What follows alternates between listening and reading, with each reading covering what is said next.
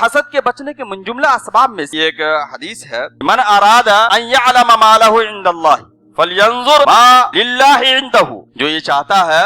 کہ خدا کے ہاں اس کا مقام و مرتبہ کیا ہے، اسے غور کرنا چاہیے، دیکھنا چاہیے کہ خدا کے فیصلے پہ وہ راضی کتنا ہے۔ جو شخص خدا کے فیصلوں پہ راضی رہے گا کبھی بھی کسی سے حسد نہیں کرے گا۔ اپنے آپ کو حسد سے بچانے کے لیے دوسری شکل جو اختیار کر سکتے ہیں، یہ بھی سلسلہ صحیحہ کی روایت ہے، اس میں نبی اکرم صلی اللہ علیہ وسلم نے کہا ان الرزق لیطلب العبد کما یطلبہ اجلہ، کہ بے شک انسان کا رزق اس کو ویسی تلاش کرتا ہے جس طریقے سے اس کی موت تلاش کرتی ہے۔ اگر ہمیں یقین ہو جائے کہ جو روزی اللہ نے ہمارے لیے مقدر کر رکھی ہے وہ ہمیں ملنی ہے،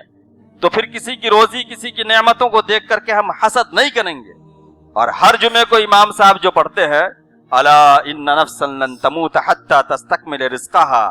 غور سے سن لو اور جان لو کہ کوئی بھی جان اس وقت تک فوت نہیں ہو سکتی ہے جب تک کہ وہ اپنی روزی دنیا میں مکمل نہ کر لے۔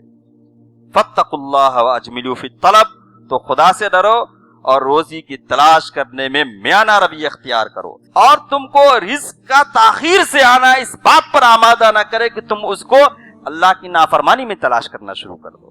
اور تیسری چیز حضرت ابو درداء رضی اللہ تعالی عنہ کہا کرتے تھے کہ من اکثر ذکر الموت قل فرحہ وقل حسدہ، کہ جو انسان موت کو اکثر و بیشتر یاد کرے گا یا زیادہ یاد کرے گا تو اس کی خوشی بھی کم ہو جائے گی۔ خوشی کم ہونے کا مطلب یہ ہے حقیقی خوشی باقی رہے گی، بیجا خوشی جو ہوتی ہے وہ کم ہو جائے گی۔ وقل حسدہ، اور اس کے دل میں حسد بھی کم ہو جائے گا۔ چوتھی چیز جس کے ذریعے سے ہم حسد سے بچ سکتے ہیں، یہ سلسلہ صحیحہ کی روایت ہے، یبصر احدکم قضاۃ عین اخیہ وینسی الجزع فی عینہ، کہ تم میں سے ایک جو ہے اپنے بھائی کے آنکھ کی تنکے کو دیکھ لیتا ہے اور اپنے آنکھ کی شہدیر نظر نہیں آتی۔